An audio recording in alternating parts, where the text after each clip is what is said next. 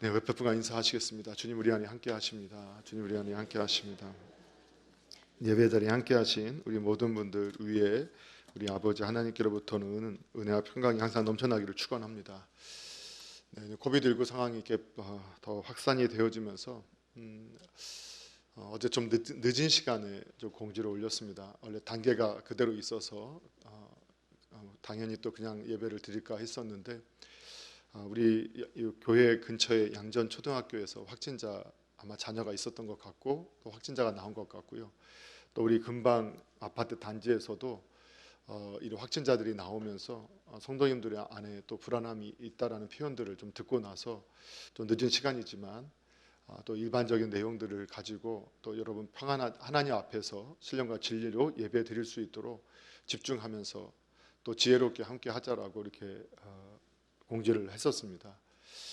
저도 어제 제가 알고 있는 선배 목사님의 어머니 소천하셨다라는 연락을 받았는데 고민을 하다가 아무래도 어디 어떻게 될지 몰라서 오늘 예배 끝나고 저녁 예배 끝나고 혹시라도 무슨 병원에서 말이 나오더라도 주일 예배와 동선이 겹치지 않게 하려고 저도 나름대로 고민을 하면서 일상을 안 할 수는 없지만 우리가 지혜롭게 또 저 같은 경우는 또 예배 어떻게 하든 우리가 함께 할 수 있을 동안은 함께 할 수 있도록 최선의 지혜를 다 모으려고 하고 있습니다.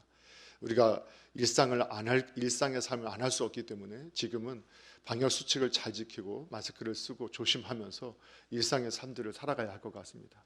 우리 성도님들께서 두려워하지 마시고 또 조심하며 지혜롭게 일상의 삶들을 잘 살아가시고 또 항상 덕을 세우는 일에 쓰임 받을 수 있기를 주님의 이름 부탁을 드립니다. 저희 지난주에 우리가 본문의 말씀 창세기 12장 1절부터 5절의 말씀을 중심해서 아브라함을 부르심이라는 제목으로 우리가 말씀을 나누었고 오늘 두 번째 시간으로 이어서 함께 말씀을 나누려고 하는데요. 아브라함을 부르심에 대해서 지난주에 첫 번째로 봤던 것은 우리가 하나님께서 인간에 대한 베푸신 은혜가 바로 아브라함을 선택하신 것이다. 하나님은 사람을 통해서 은혜의 통로로 사용하시기 원하신다는 것을 살펴보았고 또 두 번째로 아브라함의 부르심을 통해서 믿음은 항상 그 하나님으로부터 시작한다라는 것을 우리가 공부하면서 하나님이 아브라함이기 때문에 아브라함을 부르신 것이 아니라 하나님이 선택한 그가 아브라함이었다라는 사실들을 또 살펴보았습니다. 그리고 한 가지 더 살펴봤던 것은 하나님의 아브라함을 부르심을 통해서 믿음은 떠남으로부터 시작되는 것이라는 것도 또한 살펴봤습니다. 기억하시나요? 네, 하여튼 기억하시면 좋습니다.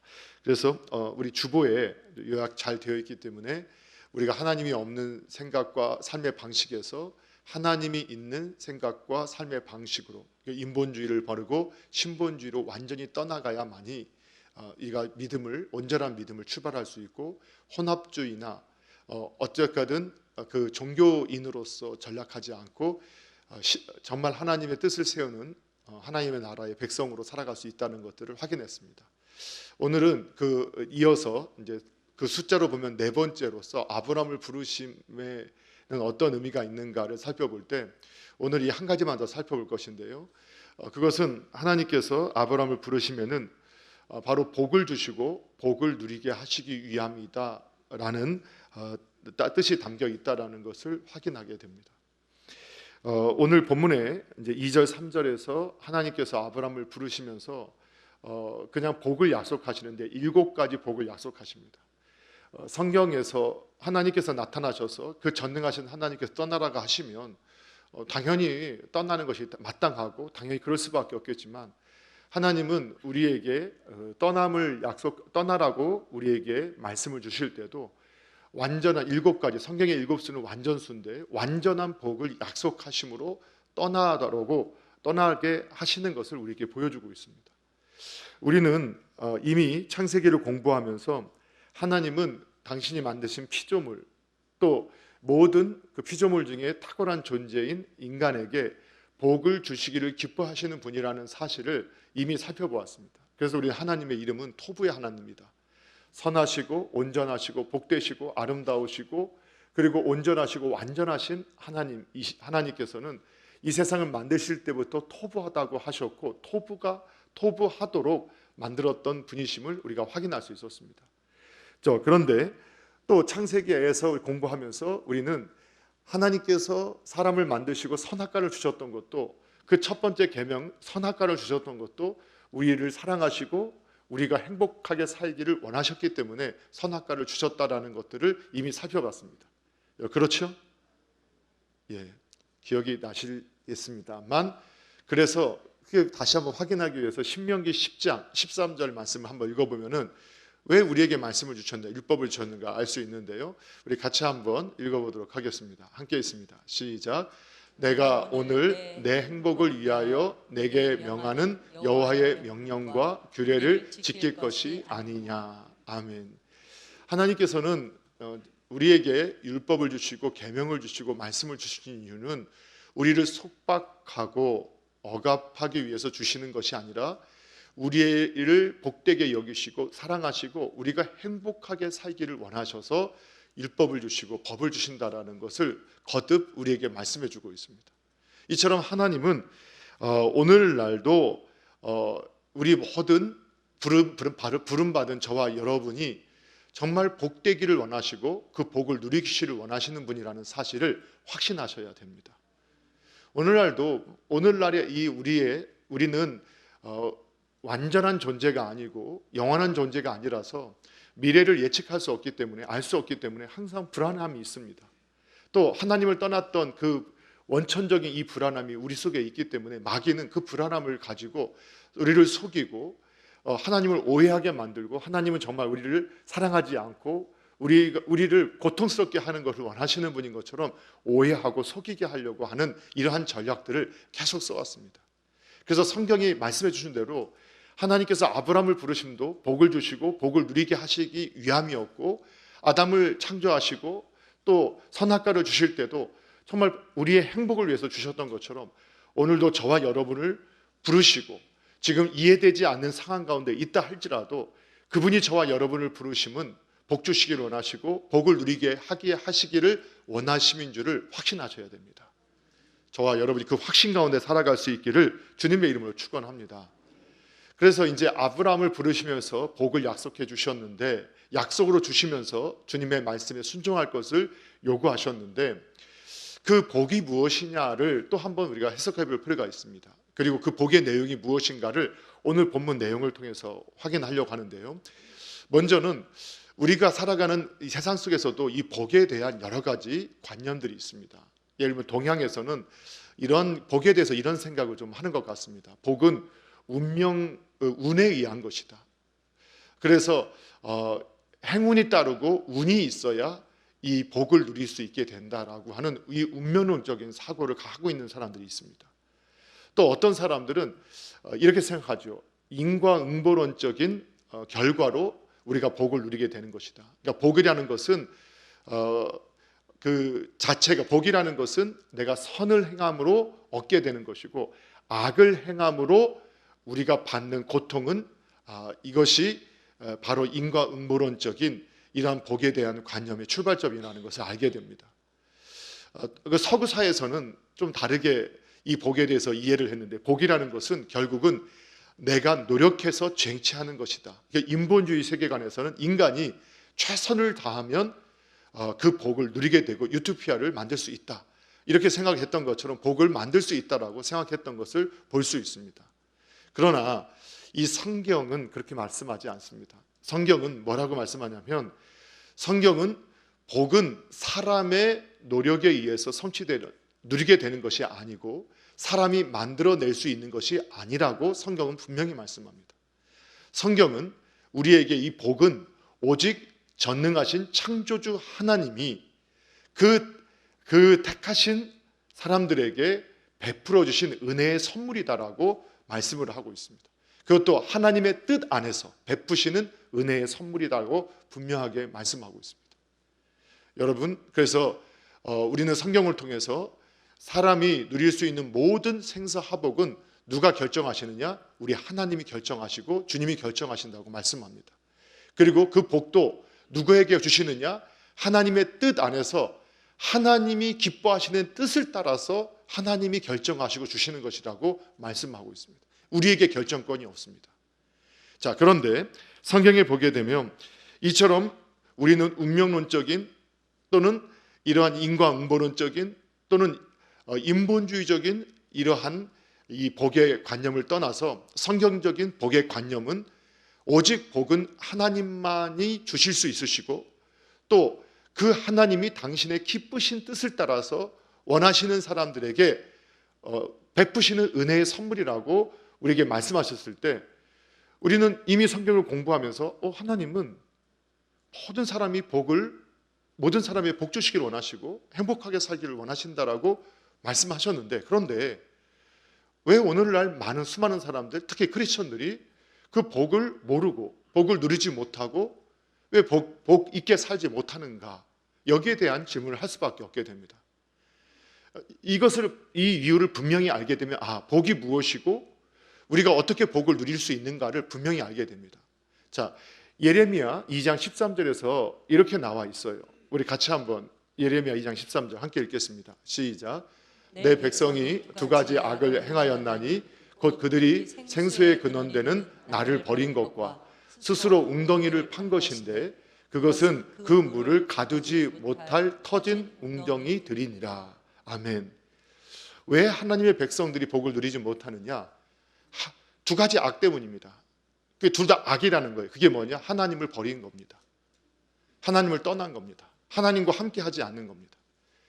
그러니까 세상의 사람들은 이미 하나님을 떠나버려 있는 상태에 있습니다. 그런데 예수님을 믿는 사람들도 하나님 없는 인본주의 세계관 속에 살아가는 겁니다. 하나님 없이 생각하고 하나님 없는 삶의 방식으로 살아가는 겁니다.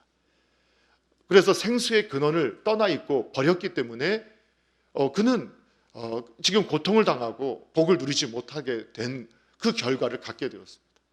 또 한 가지, 열심히는 살았습니다. 열심히 사는데 물을 가두지 못할 생명, 그 생명은 비유지요. 모든 삶의 복을 가두지 못할 물 웅덩이를 열심히 팠다는 겁니다. 이거를 파면 내가 복을 누릴 수 있을까? 이걸 파면 복을 얻을 수 있을까? 하면서 열심히 웅덩이들을 팠는데, 그런데 터진 웅덩이들이다. 진짜 물을 가둘 수 없는 웅덩이들이었다. 이렇게 우리에게 말씀해 주고 있습니다. 그래서 오늘 이 성경은 참 복은 무엇이냐? 하나님과의 관계에 있다는 것을 우리에게 말씀해 줍니다. 우리가 예수님을 믿고 오늘도 하나님을 모시고 하나님을 믿고 하나님을 알고 하나님과 함께하는 삶을 살면 성경은 이미 그는 복 안에 있다, 생명 안에 있다라고 말씀하고 있습니다. 그리고 우리는 그것을 하나님의 말씀을 믿음으로 받으셔야 합니다. 여러분, 그래서 확신하시기 바랍니다. 그래서 이것은 믿음으로 저와 여러분은 이미 복이 있는 사람이라고 고백하셔야 됩니다. 복이 있는 사람입니다. 그러면 하나님의 관계가 온전하면 복을 누리게 되는데, 그러면 왜 그 복을 못 누리느냐? 하나님과의 관계가 깨져 있을 때, 하나님을 우리가 버리고 살 때, 내 생각 속에 하나님이 없고 내 삶의 방식 속에 하나님의 뜻이 담겨 있지 않을 때 아무리 열심히 살아도 아무리 열심히 노력해도 복 자체를 누릴 수 없구나 라는 것을 우리에게 말씀해 주고 있는 겁니다. 여러분, 또 오해하지 마십시오. 열심히 살고 부지런히 사는 게 잘못됐다는 거라고 말씀하는 게 아닙니다. 성경은 크리스천들이 정말 믿음 안에서 부지런히 열심히 살라라고 말씀하고 있습니다. 그런데 하나님이 없는 열심은 이미 죽음 안에서 터진 웅덩이를 만드는 노력과 별반 차이가 없는 것이라는 것을 말씀하고 있다는 것을 분명하게 이해하셔야 됩니다. 오늘 만약 저와 여러분이 진정한 하나님의 관계를 회복하고 온전한 관계 속에서 하나님을 모시고 하나님의 뜻을 따라 열심히 생활한다면 복 안에 있을 뿐만 아니라 복을 누리는 삶이 될 것을 믿으시기 바랍니다. 그래서 성경은 뭐라고 말씀합니까? 그래서 하나님 우리의 복 주시기 원하시는 그분이 너희는 여호와를 알아라, 힘써 여호와를 알아라, 너는 나를 찾으라, 나를 만나라, 나를 믿으라, 나와 함께 해라, 그것이 너희의 복이요 너희의 행복이다. 계속해서 성경은 우리를 사랑하시는, 우리를 복되게 여기신 하나님이 계속해서 우리를 복 주시기 위해서 나를 믿으라, 나를 찾으라, 나를 알아라, 나와 함께 하라라고 말씀하고 있지 않습니까? 사랑하는 성도 여러분, 오늘 저와 여러분이 이처럼 하나님과 온전한 관계 속에서 그분을 알고 그분을 믿고 또 그분을 찾고 그분과 함께하는 삶을 사는 분들이 되시기를 축원합니다. 그분이 이미 복 안에 있는 분이요 참 복을 누리는 분이라고 성경은 말씀합니다. 여러분 그분과 함께하는 것이 복임을 믿으셔야 합니다.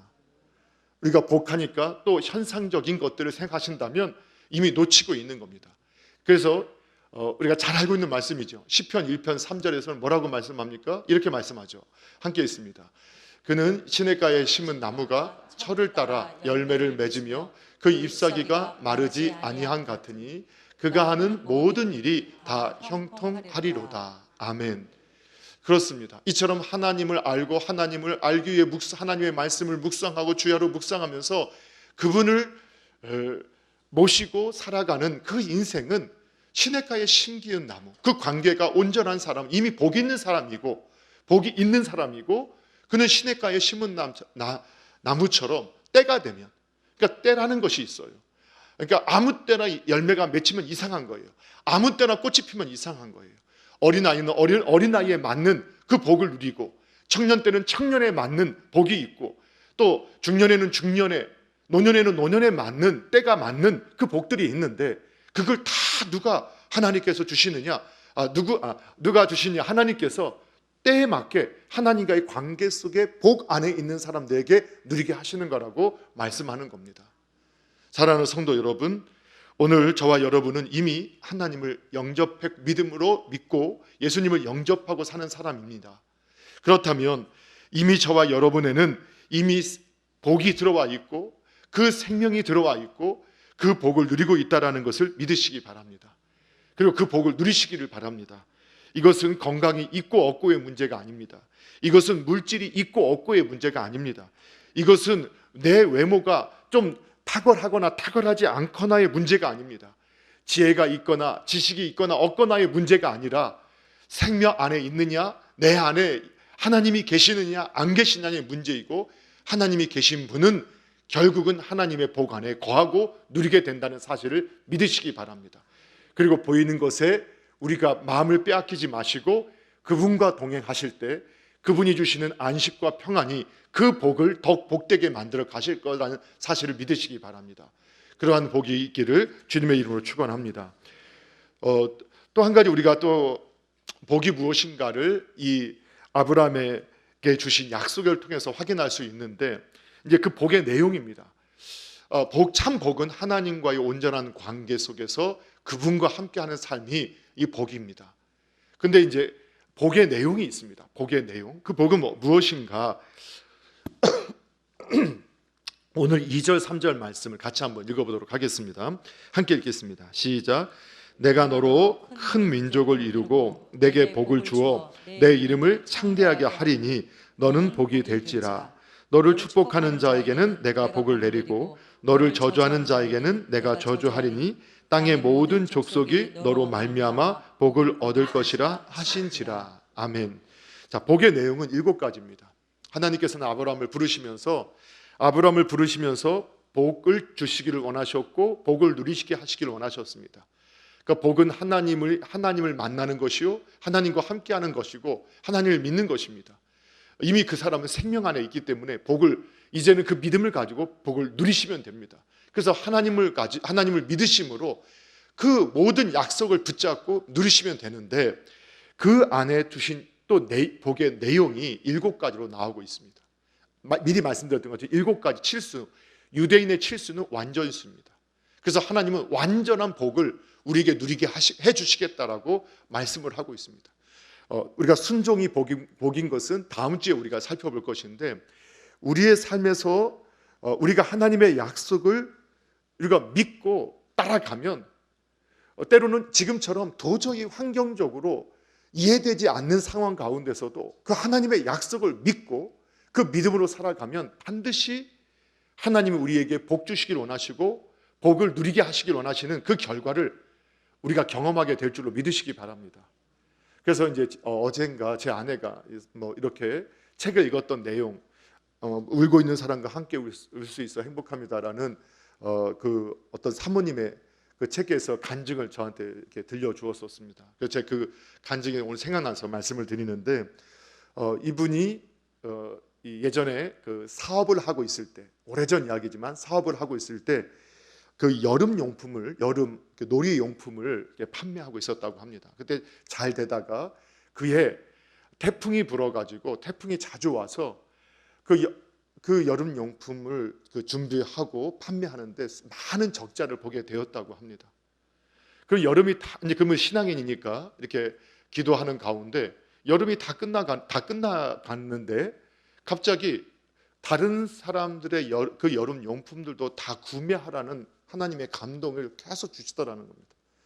이해되지 않지만 너무나 분명한 하나님의 감동이었기 때문에 그분이 그것을 순종해서 지금도 어마어마한 손해를 보고 있고 이걸 다 사는 건 정말 어마어마한 손해인데 하나님의 감동이기 때문에 그 말씀을 따랐더니 가을 이제 여름이 다 끝나고 나서 얼마 지나지 않아서 청년 몇 명의 사람이 와서 그 물안경 여름 용품을 몇 개만 달라고 해서 이분은 우리는 이렇게 조금씩은 주지 않고 쪽 소매는 팔지 않고 이렇게 파는데 그냥 가져가라고 이렇게 우리 안 판다고 했다고 합니다.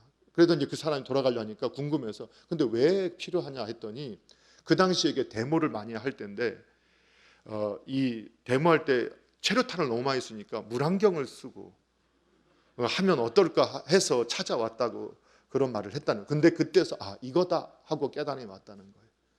그래서 그 아르바이트 학생들을 다 모집해서 그 안경을 가지고 가서 판매를 했는데 완판을 하고 그렇게 보았던 모든 손해를 다 완충하고 남았다. 이러한 간증의 내용을 저한테 들려주더라고요.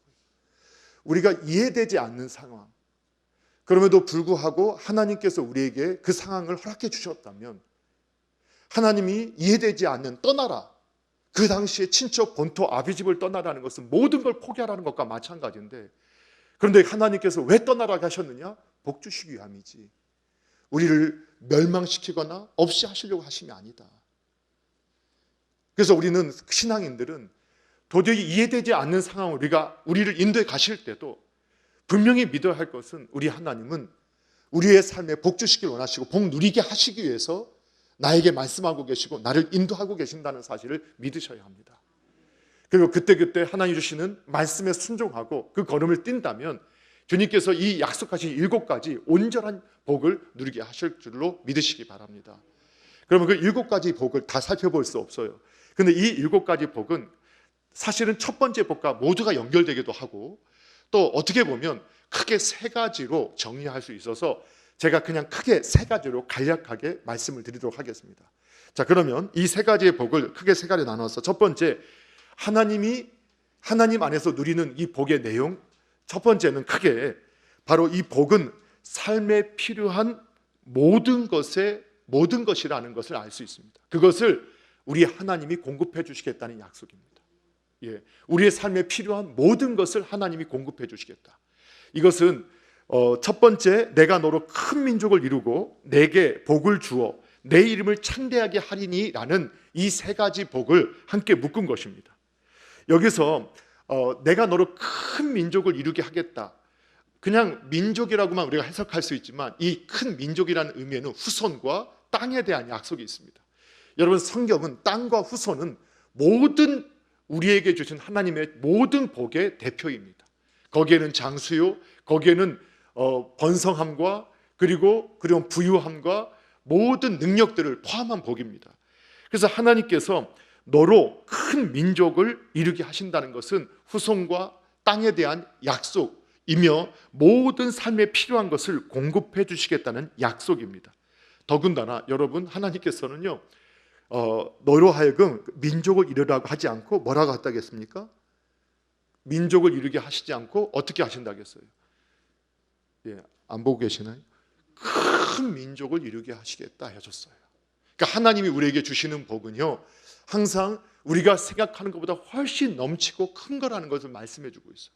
이때 크다라고 하는, 까돌이라고 하는 원어를 보면 이것은 수와 양, 그 크기, 수요, 그리고 그 중요성, 그 존귀함이 아주 탁월하고 크다라는 뜻을 갖고 있습니다. 그러니까 그냥 숫자만 많은, 쓸모없는 수만 많은 게 아니에요. 쓸모없이 수만 많은 게 아니라는 거예요. 그 크기만 쓸데없이 큰 게 아니라 그 탁월함이, 그 많음이 탁월하고 그 크기가 큰데 탁월하다라는 거예요. 그리고 그 속에는 아주 존귀하다는 의미도 담겨져 있어요.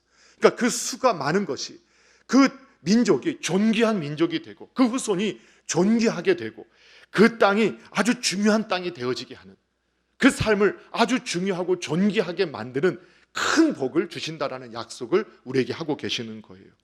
그러면서 두 번째 들었던 내게 복을 주어라 할 때 이 복을 주어라는 말은 한 번 주고 끝낸 게 아니라 그 삶에 끊임없이 하나님이 공급하시겠다는 뜻이에요.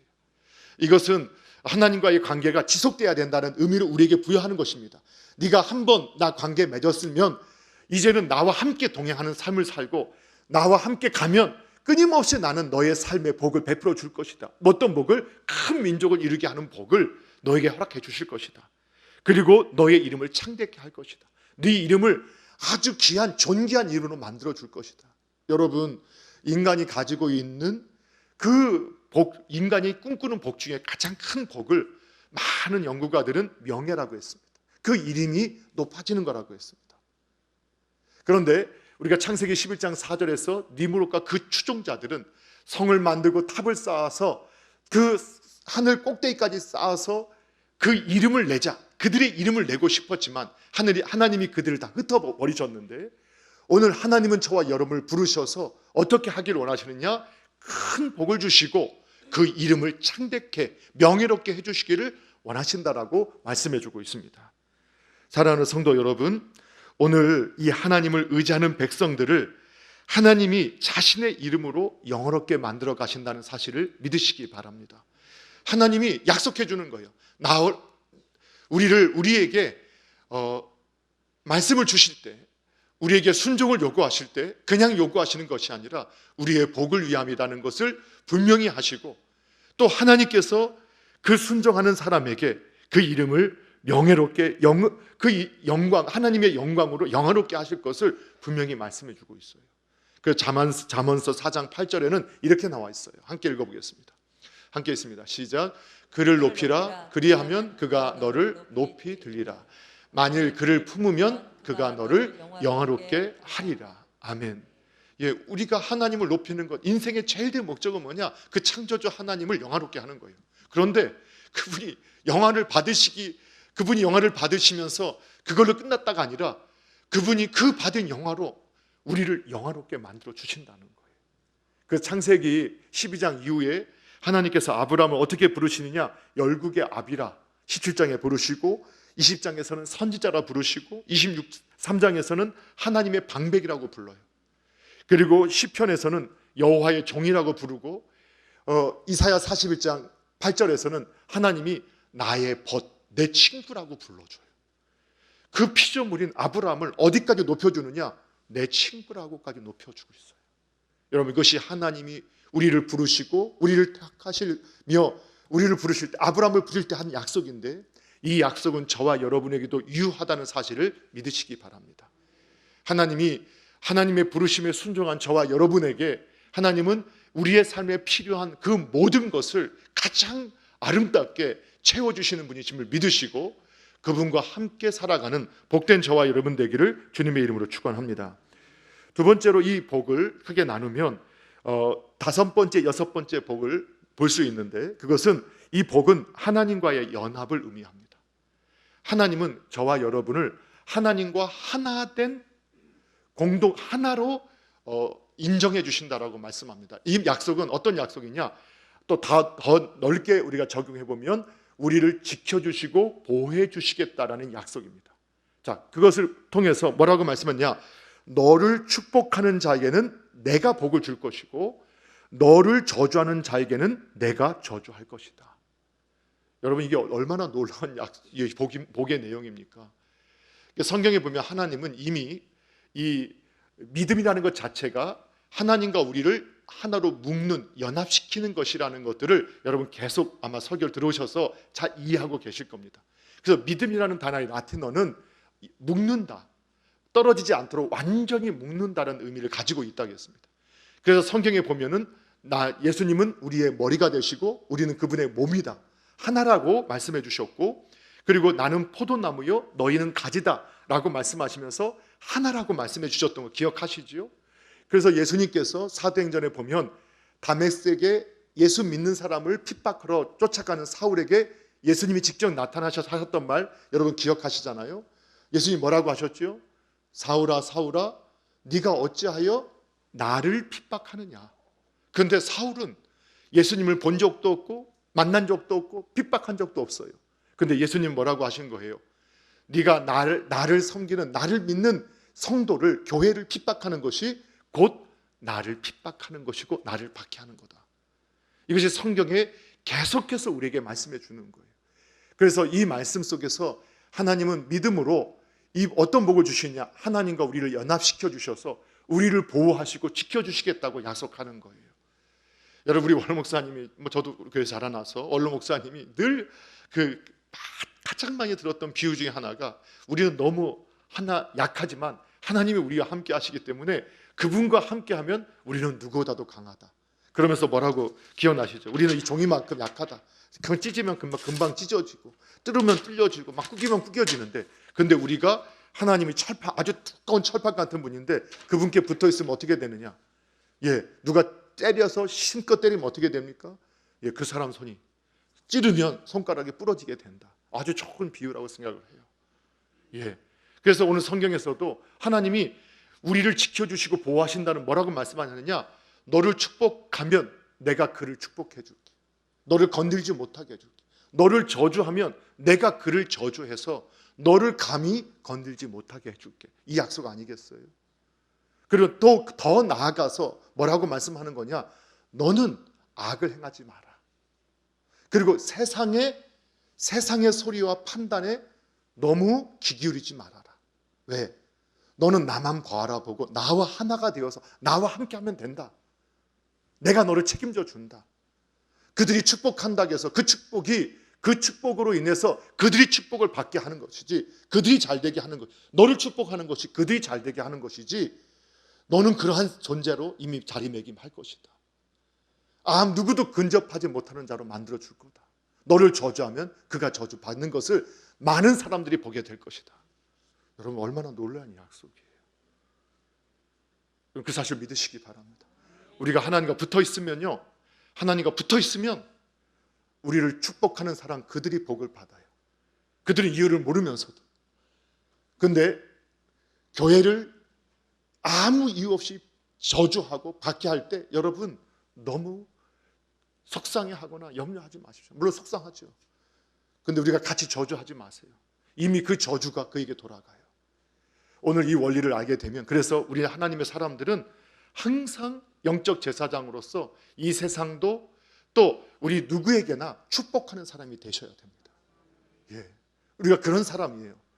우리의 어떠한, 성경에 보면 또 한 가지, 우리의 어떤 행동에 따라서 이 세상이 복을 누리기도 하고 또 저주를 받게 될 수도 있기 때문에 우리는 항상 축복의 삶을 사셔야 돼요. 그걸 어떻게 아느냐? 베드로전서에 보면은 저와 여러분은 왕 같은 제사장이라고 했어요. 그래서 여러분 다 제사장이에요. 저와 여러분 제사장인데, 구약에 이 민수기 6장에 보면 아론을 대제사장으로 삼으시면서 그를 얼마나 하나님께 영화롭게 하시는지 몰라요. 그리고 그를 통해서 하나님 앞에 제사하도록 하셨어요. 그러나 그 맨 마지막 제사장에게 주신 마지막 최고의 명령은 뭐였느냐? 너는 하나님 내 백성에게 이렇게 축복하라. 여호와는 그 얼굴을 드사 내게 비추시기를 원하시며, 여호와는 내게로 향하여 얼굴을 향하여 은혜 베푸시기를 원하며, 여호와는 내게 평강 주시기를 원하노라. 너는 항상 은혜와 평강을 빌어주는 사람이 되라라고 우리에게 말씀하셨어요. 그래서 오늘 영적 제사장으로 우리는 이 세상 가운데 하나님과 연합한 사람으로서 이 세상을 축복하는 사람이 되셔야 돼요. 그래서 우리가 저주하는 것 하나님 기뻐하지 않으세요. 너무 유명한 말씀이잖아요. 시편 107편에 이렇게 나와 있던 거 여러분 기억나시죠? 또 한번 같이 한번 읽어볼까요? 시편 109편 17절 함께 있습니다. 시작.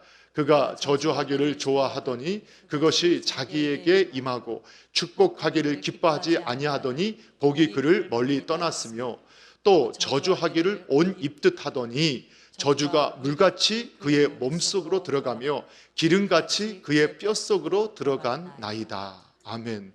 놀랍지 않습니까? 다 아는 말씀이죠. 축복하기를 기뻐하지 않은 사람한테는 축복이 없어요. 역으로 우리 하나님은 우리 저와 여러분이 복의 통로로 쓰임 받기를 이제 원하신다는 마지막 말씀이지만 저와 여러분이 복의 통로가 되기를 원하세요. 그래서 제 영적 재산을 계속해서 축복하는 사람이 되기를 원하세요. 그가 저주하기를 기뻐하더니 그 저주가 뼛속 깊숙이 그냥 저주가 그에게 스펀지가 물을 흡수하듯이 그 사람에게 저주가 임했다는 거예요. 사랑하는 성도 여러분, 우리가 그래서 함부로 저주하시면 안 됩니다. 그 속에 하나님의 사람이 있을지 또 하나님이 기뻐하는 사람이 있을지 우리는 알지 못합니다. 또 내가 분별하지 못해서 속상하다고 함부로 저주해서도 안 됩니다. 여러분, 우리가 주변에 보면 정말 속상한 상황 많죠. 그런 상황들이 많고 정말 미운 사람도 많죠. 그렇죠? 바로 조금만 옆에 보면 미운 사람이 있잖아요. 근데 저주하면 안 돼요. 저주하면 안 돼요. 그 저주가 내게로 돌아와요. 그래서 우리는 저주하면 안 돼요. 그래서 성경에서 보니까 예수님께서도 뭐라고 말씀하셨어요? 마태복음 10장 12절 13절 이렇게 말씀하셨거든요. 한번 볼까요? 시작. 또 그 집에 들어가면서 평안하기를 빌라. 그 집이 이에 합당하면 너희 빈 평안이 거기 임할 것이요 만일 합당치 아니하면 그 평안이 너에게 돌아올 것이니라. 아멘. 그래서 우리 이제 권사님들하고 같이 다니다 보니까 어떤 속상한 일을 겪고 누가 이렇게 속상하게 해서 막 뭐라 하고 또 교회 차 타고 가면 어떤 사람 일부러 더 막 말하고 할 때 우리 권사님들이 그런 말 하시더라고요. 에이 저 인간 복 받을 인간 뭐 이렇게 표현하더라고요. 그게 참 지혜롭더라고요. 저 인간 그냥 천벌을 받아야지 막 이렇게 말하는 것보다 저 사람 복 받을 사람. 예, 보니까 그분이 복 받을 일은 별로 없을 것 같고 복은 내게 돌아오라고 하시는 것 같아요. 그래서 지혜롭게 하는 것 같아요. 그래서 크리스천의 입속에서 더러운 말, 저주의 말이 있기보다는 이 축복의 말들이 있어야 되고 복의 통로로서 이렇게 쌓여야 되는데, 특별히 사실 우리가 성도님들이 좋은 습관이 있죠. 그러니까 우리가 신방을 같이 가거나 성도의 집안을 방문하면 우리가 무릎을 꿇고 그 가정에 축복하며 기도하는 좋은 습관이 있어요. 그러나 그것도 좋은 습관이기 때문에 그대로 가지셔야 됩니다. 그러나 오늘 복을 빌면 그 복이 그에게 합당하자면 돌아온다는 이 말씀은 이 전도자에게 주는 말씀입니다. 전도자에게.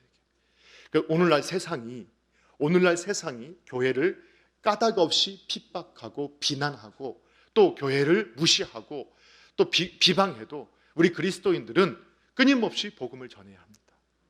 그리고 그들을 축복해야 합니다. 만약 그들을 축복하고 우리가 복음을 전하기 위해서 들어가서 그곳에서 그들을 축복하는데 그들이 그 복을 받을 만하지 못하면 그 샬롬이라는 이스라엘 사람들의 샬롬이라는 단어는요, 이것도 모든 복을, 건강과 부와 장수와 그리고 마음의 평안, 영적인 평안, 삶의 평안까지 다 포함한 그 복을 의미하는 게 샬롬입니다. 그러니까 그 샬롬을 빌면 그 우리가 복음을 전할 때 그것을 받아들인 사람은 그 생명을 받았기 때문에 그 복을 누리게 되지만, 만약 그들이 우리가 전했는데 그들이 받지 않으면 우리는 고통스러운 것 같지만, 그러나 그들에게 빌었던 그 복이 누구에게 온다고요? 전도자에게 온다는 뜻이에요. 오늘 저와 여러분이 항상 이렇게 귀한 복의 통로로만 쓰임받을 수 있기를 주님의 이름으로 축원합니다. 그건 너무 많이 나갔지만 하나님은 저와 여러분을 연합시켜 주시고 우리를 보호하여 주시고 지켜주시겠다라고 약속하고 계심을 믿으시기 바랍니다. 그래서 나를 축복하는 사람에게는 하나님이 복을 주실 것이고 나를 저주하는 자에게는 하나님이 저주하신다라는 그 믿음을 가지고 어느 곳에서나 담대하게 믿음의 삶을 살아갈 수 있는 저와 여러분 되기를 축복합니다. 마지막 세 번째는 그것이 바로 복은 나눔이라는 겁니다. 복은 나눔을 통해서 더욱 복되게 되어지고 복을 누리고 또 복을 누리는 삶이 되어질 수 있다는 것을 우리에게 말씀해 줍니다. 이것은 네 번째, 너는 복이 될지라, 그리고 일곱 번째, 땅의 모든 족속이 너를 통해서 복을 얻게 될 것이다라는 말씀, 이 복에서 나오게 됩니다. 하나님은 저와 여러분이 복을 받고 복을 누리는 데서 끝나는 것을 원치 않으십니다. 하나님은 저와 여러분이 복이 되어서 이 복을 나누어 주고 함께 누리게 도록 그렇게 사용되어지기를 원하고 계신다는 사실을 믿으시기 바랍니다. 그래서 하나님은 저와 여러분에게 너는 복이 될지라라고 말씀하고 있습니다. 여러 가지 해석이 있을 수 있습니다. 그러나 이것은 아브라함을 부르실 때 아브라함을 통해서 오실 예수 그리스도를 통해서 모든 인류가 복을 받게 될 것에 대한 예표적인 말씀입니다. 그럼 오늘날 이것은 우리와 상관이 없느냐? 그렇지 않습니다. 오늘 저와 여러분이 예수님을 믿고 복의 사람이 되었고 지금 복을 누리고 있는데 거기에 멈춰서는 안 된다는 것입니다. 오늘 저와 여러분이 앞서 말씀드린 것처럼 전도자로서 우리 안에 있는 생명, 그 복을 계속 흘러가는 자가 흘러가도록 하게 할 때 더욱 큰 하나님의 복을 누리는 자가 되고 복의 사람으로서 하나님 앞에 서 있을 수 있게 된다는 사실을 믿으셔야 됩니다. 사랑하는 성도 여러분, 단순하게 오늘 우리가 그래서 크리스천들은 오늘날도 이 사회에 어느 분이 말씀하신 것이나 지금은 이제 통계 자체도 많이 발표하지 않지만 우리나라의 가장 어려운 부분, 사회에 복지하는 분들, 그리고 어린이들을 돌보고 또 고아들을 돌보고 약한 자를 섬기는 일들의 70% 가까이를 크리스천들이 감당하고 있다는 것은 부정할 수 없는 사실입니다. 크리스천들이 하고 있어요. 물질을 나누고 시간을 나누고 봉사하는 것들은 대부분 크리스천들입니다. 그런데 그런 나눔도 훌륭한 겁니다. 그러나 우리가 받은 복을, 그 받은 삶의 복을 나눌 뿐만 아니라 영원한 복의 근원 대신, 복 자체가 되신 그 주 예수님을 우리가 증거할 때, 우리가 그 복을 흘러가게 할 때, 그것이 우리에게 주신 사명인 줄로 믿으시기 바랍니다. 오늘 저와 여러분이 그 복의 사람으로서 하나님께 온전하게 영광을 돌릴 수 있기를 주님의 이름으로 축복합니다. 기도하겠습니다. 하나님 아버지 감사합니다. 오늘 아브라함을 부르신 우리 주님께서 우리 남서울 중앙교회당에 교회로 부름받은 우리 성도님들을 부르시고 또 동일한 복을 약속하고 계심을 믿습니다. 주님의 약속의 말씀을 믿고 오늘도 본토 친척 아비집을 떠나서 하나님이 지시하는 또 지시할 땅으로 우리가 출발하게 하여 주시옵고 하나님의 복을 우리가 확신하고 누리고 또 그 복을 전하는 복의 통로로서의 삶이 될 수 있도록 역사해 주시옵소서. 주께서 함께 하심을 감사드리며 예수님의 이름으로 기도하옵나이다. 아멘.